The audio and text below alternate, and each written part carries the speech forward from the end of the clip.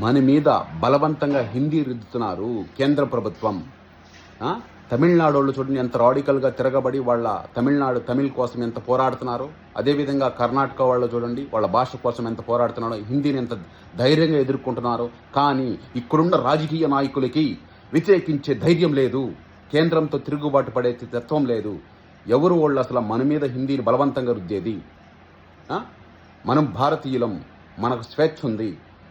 మన భాషను మనం ముందు తర్వాత ఏ భాష అయినా నచ్చితే నేర్చుకుంటాం, లేకపోతే వదిలేస్తాం, అది మన ఇష్టం అని అన్నది ఎవరు? పవన్ కళ్యాణ్ గారు. ఈరోజు ఏమంటున్నారు? జై హింద్, జై భారత్. హిందీ అనేది మనకున్న ఒకే ఒక జాతీయ భాష, దానిని నేర్చుకోవాలా? ఎందుకు నేను ఇప్పుడు హిందీలో మాట్లాడానని ఇదే స్పీచ్ని రివర్స్ చెప్పి మాట్లాడుతున్నది పవన్ కళ్యాణ్ గారు. దీనిని ప్రశ్నిస్తే అరెస్ట్ చేస్తారు. ఈయన చెప్పే స్టైల్లో ఈయన మాట్లాడే విధంగానే ప్రశ్నిస్తే అరెస్ట్ చేసి హింసిస్తున్నారు. ఇక్కడ ప్రజాస్వామ్యాన్ని కాపాడుతాను నేను, ఎవరికైనా హద్దులు ఉంటాయి, మీరు ఎలా అయినా మాట్లాడచ్చు, మీరు మాట్లాడినట్టే మాట్లాడితే తప్పని అన్నప్పుడు మీరు మాట్లాడింది కూడా తప్పే కదా అని ప్రజలు ప్రశ్నిస్తున్నారు. ఆ విధంగా నేను కూడా మిమ్మల్ని ప్రశ్నిస్తున్నాను.